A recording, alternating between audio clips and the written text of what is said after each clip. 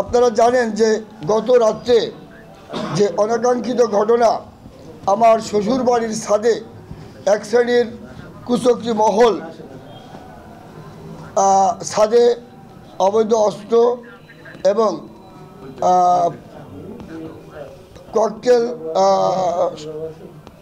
রেখে এটা পরিত্যক্ত অবস্থায় যৌথ বাহিনী গত রাত্রে উদ্ধার করে এবং আপনারা জানেন যে বাসা থেকে এই অস্ত্র এবং ককটেল উদ্ধার করেছে সেই বাসা আমার শ্বশুরের বাসা।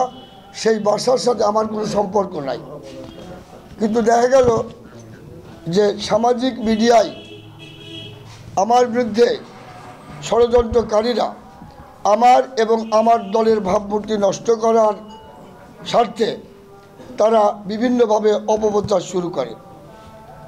তো এতে আমি চরম মর্মাহত এবং এই যে মিথ্যা তথ্য দিয়ে জাতিকে বিভ্রান্তি করা সত্যি এটা দুঃখজনক। আমি জানি উপস্থিত সাংবাদিক ভাইরা আপনারা জাতির বিবেক, আপনাদের মাধ্যমে আমি প্রশাসনের দৃষ্টি আকর্ষণ করছি যে অস্ত্র এবং ককটেল পরিত্যক্ত অবস্থায় উদ্ধার করা হয়েছে নিশ্চয়ই কোনো না কোনো ষড়যন্ত্রকারীর মাধ্যমে এটা ছাদে পৌঁছেছে। তা আমি চাই যে এই ঘটনার সুষ্ঠু তদন্ত করে প্রকৃতপক্ষে যারা দোষী তাদের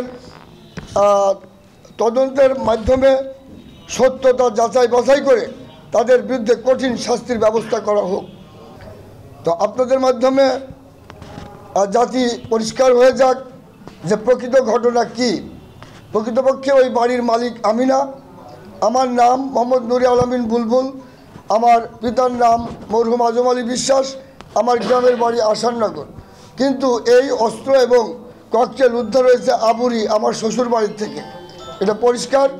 এই মেসেজটুকু আমি প্রত্যেকটি মানুষের কাছে পৌঁছে দিতে চাই যারা আমার এই দীর্ঘদিনের শ্রম, আমার দীর্ঘদিনের যে দলের প্রতি ভালোবাসা এবং জনগণের সাথে আমার যে একটা গভীর সম্পর্ক, যে আমার যে জনগণের সাথে যে একটা ভালোবাসার সম্পর্ক, এই বিষয়টিকে অন্য খাতে নেওয়ার জন্য বিভিন্ন ধরনের কুচক্রী মহল, ষড়যন্ত্রকারীরা আমার বিরুদ্ধে এই ধরনের অপপ্রচার চালাচ্ছে।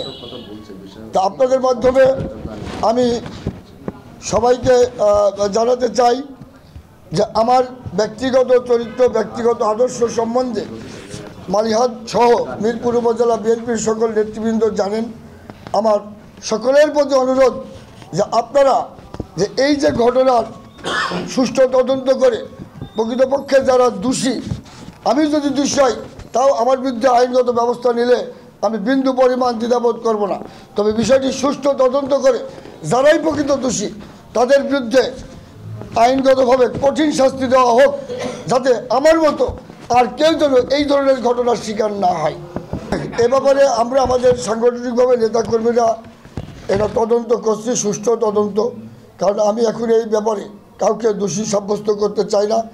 আমি আমাদের প্রশাসনের সাথেও কথা বলছি যে তারা এবং আমরা সবাই মিলে, এলাকাবাসী মিলে আমরা প্রকৃতপক্ষে এই ঘটনার সাথে যারা জড়িত তাদেরকে আমরা চিহ্নিত করার জন্য আমরা ইতিমধ্যেই আমাদের কর্মকাণ্ড শুরু করেছি।